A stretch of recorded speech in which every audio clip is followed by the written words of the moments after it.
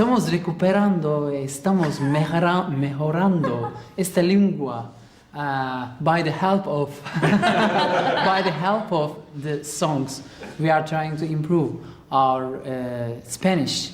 Also, as she told just before singing these songs, we are trying to learn what are they saying in order to express more better the feelings, the senses, to express more better. ¿Entiendes?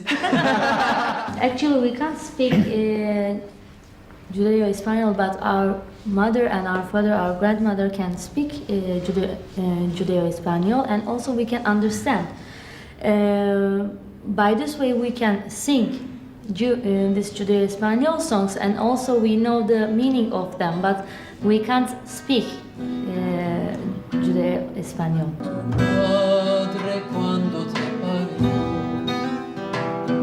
y te quitó al mundo,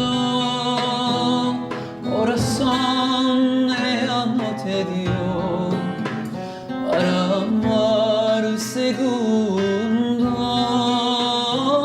Corazón ella no te dio para amar segundo.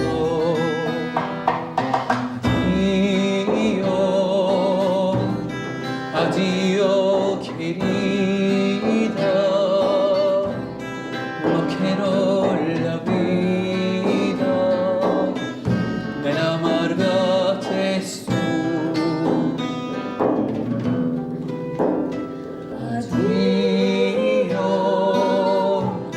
Adiós, querida. Un túnel del tiempo, del Estambul actual a lo que fue Constantinopla. Del esplendor sefardí a las aisladas muestras de folclore, a las hermosas cantigas, a las acaloradas conversaciones de los amigos de Eliezer.